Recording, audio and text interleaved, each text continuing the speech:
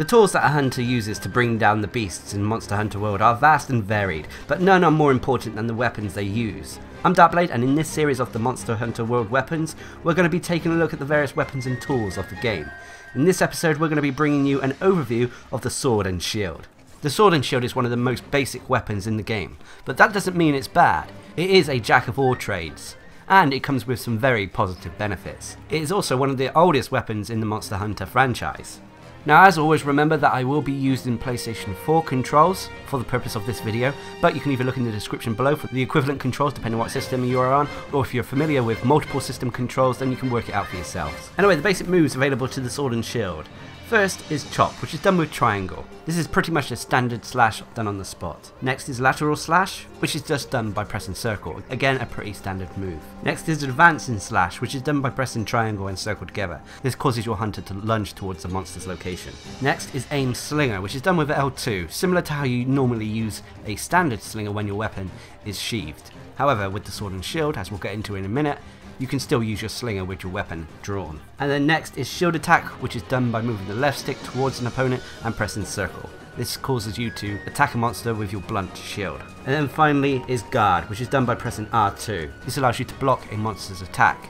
Whilst not completely negating all the damage from the monster's attack, it vastly reduces it. Whilst guarding as well, you also have access to a few new moves. These include a rising slash done by triangle, a guard slash done with circle, and a back step, which is done by pressing back and circle. Now, moving away from the very basics and talking about a few functions that the sword and shield has available to it. First is a dash attack. Whilst you're performing the advancing slash, which is triangle and circle, whilst you're on uphill or towards the ledge, will result in a terrain specific attack. Next is the fact that the sword can use items even when the weapon is drawn. Normally, to use items you have to sheathe your weapon and use them that way. With the sword and shield though, you can simply hold R2 or L2 and then press square to use whatever item you wish. This also applies to slinger controls. Whilst your weapon is drawn, you can still use the slinger by pressing L2 to aim and then R2 to fire whatever slinger ammo you have. One other function that I should mention as well is the charge slash. This is done by holding the left stick and holding circle in the middle of a combo. The charge slash allows you to perform some of the more flamboyant combos available to the sword and shield. Anyway, let's get into some of the basic combos for the weapon. First, the basic combo, which is done by pressing triangle and circle, then triangle, triangle, triangle.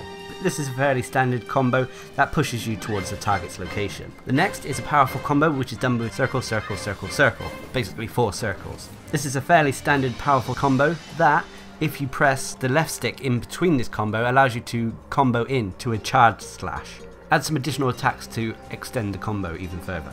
And the final basic combo is a combo that's good at stunning foes. This is because it utilizes the shield attacks, which is blunt attack, which can stun enemies easier. This is done by moving the left stick, pressing circle, and then circle, circle, circle. Of course, you can mix and match all of these combos together. You don't have to do what is dictated by the game in its useful combo book, but knowing the basics definitely helps.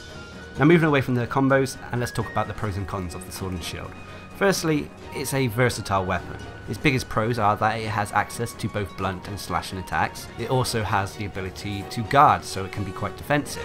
One of its biggest pros, as well, that sets it apart from other weapons, is that you can still use items whilst the weapon is drawn. This can save you precious time when hunting a monster. On top of that as well, the sword and shield also normally comes with various status effects to the weapon. This normally compensates for the low damage that the weapon deals. The biggest con for the weapon is its low damage, unfortunately, like I just mentioned. On top of that as well, the weapon also has a very short range. This can sometimes prove troublesome. Overall though, the sword and shield is a great weapon for beginners or people playing Monster Hunter World for the first time. It teaches you all the basics that you can then apply to the more advanced weapons in the game. That being said though, the weapon is not bad. And one of the good things about the Monster Hunter series is that normally every weapon is viable, and the sword and shield is no different.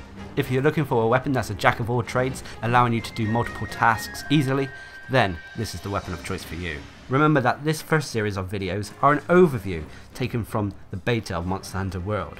Once the game is fully released, expect much more in-depth videos for the different weapons and tools of the game. Anyway, until next time, I've been Darcblade, bringing you a guide to the sword and shield in Monster Hunter World. Hope you enjoyed the video, thanks for watching, subscribe and like for more.